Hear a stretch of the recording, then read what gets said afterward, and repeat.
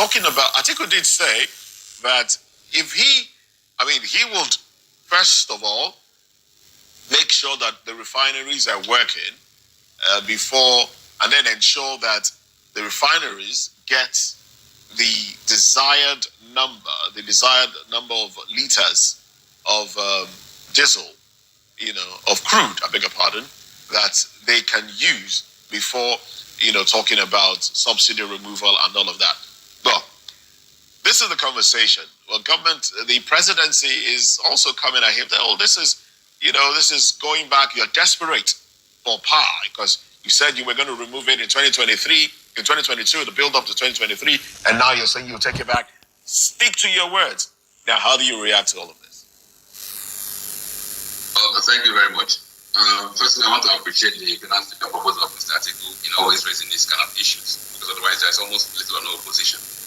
But with regards to the issue of subsidy, the subsidy removal, it is clear that whatever subsidy that Mr. Tinubu announced that he had removed when he came into office has been a scam. Because even from the NECA statistics, about 15 trillion naira was saved from subsidy, so-called subsidy removals.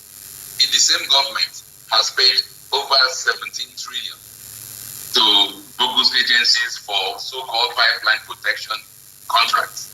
And they gave to people like Tom Polo and other Niger Delta militants 17 trillion. And so the entire withdrawal savings from subsidy is gone.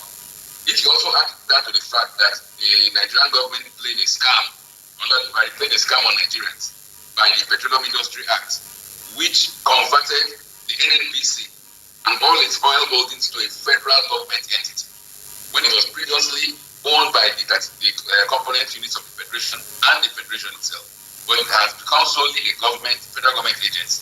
So when you look at all these facts, you realize that the bulk of funds from whatever subsidy has either been misappropriated even before it gets to the states.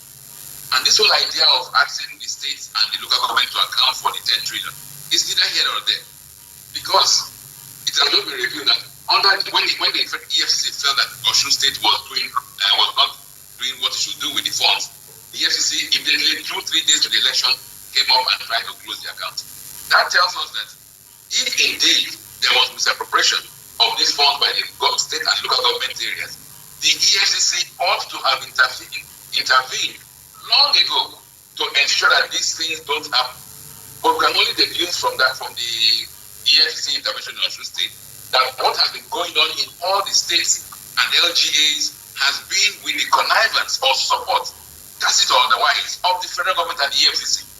So NECA cannot now, at this late hour, come and start demanding accountability when the agency of government that could have done that from day one, shared its responsibilities or connived with the states and met the entire system is messed up. So with regard to the removal of subsidy, I really believe that what Atiku was trying to say is this: we can still subsidize this fuel products and continue doing what we want to do with the other economic agenda. Because this so-called subsidy is neither here nor there. It is non-existent. Tinubu says he removed subsidy, but we are now paying more than 3 times what we are paying for fuel products. So what really was removed? I mean, so when Atiku makes that comment, it is mathematically correct. If you remove subsidy and the price of fuel has increased, that means in essence you did remove nothing. And you just played a scam on Nigerians and claim that you had... Well, the argument government gave at the time was allowing market forces to determine the price. Well, the argument government gave at the time was allowing market forces to determine the price of fuel. And you realize even from the United States that there's nothing like market forces. It's an economic... Oh, well, even in the United States, fuel price went up due to the Strait of Hormuz imbroglio. Yes. You see, the reality is this. We have a country that produces over 2 million barrels of crude a day. So if we manage our own well, we don't consume up to 1 million barrels of crude a day in this country.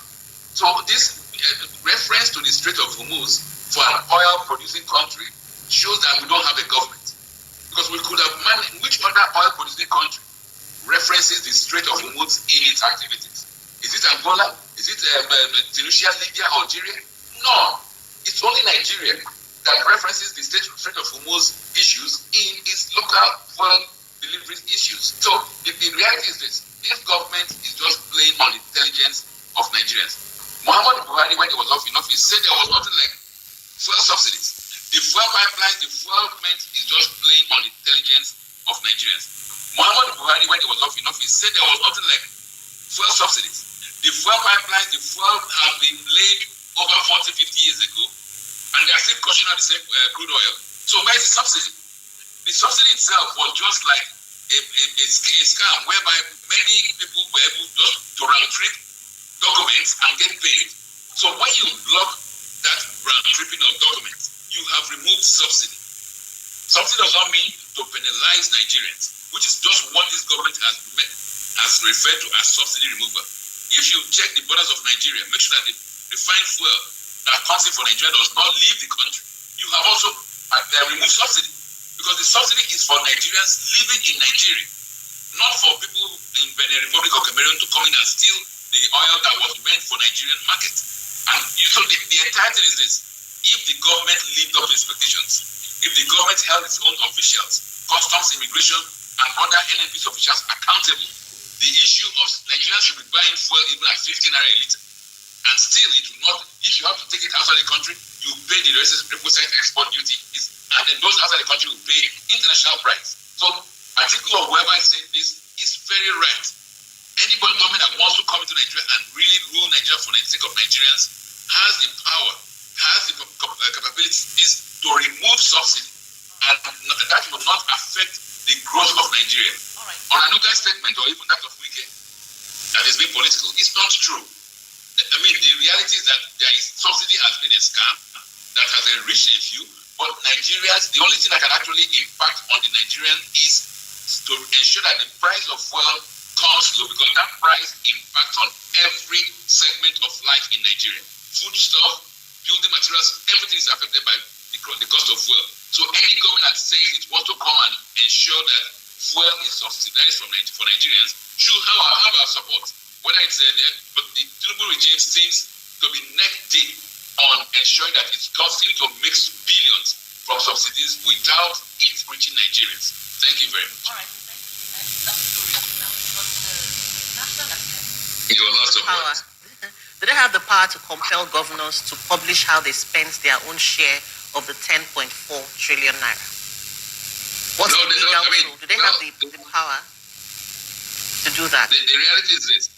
Yes, the reality is this. The EFCC has powers to checkmate fraud or when monies are being spent wrongly.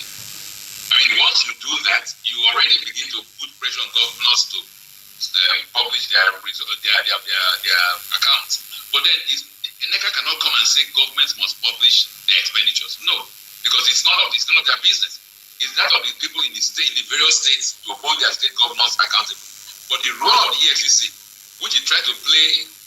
Mr. Liche, I actually said National Assembly.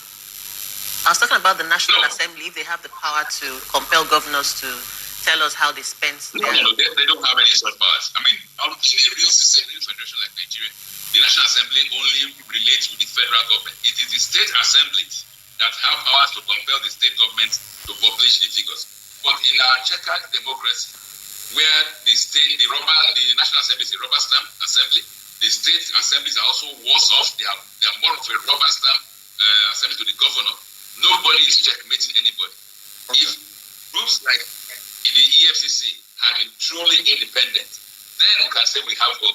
But sadly, EFCC is also partisan. It only comes to demand accountability when there is 1 or 2 weeks to elections in a state where the federal government is desperate to win the vote. Otherwise, if it was doing this all across the state, from the very onset, the state governors will be more serious. Because, in all the states, it is only the governor and the deputy who have immunity. All other officials, the commissioners, the generals of the states can be prosecuted.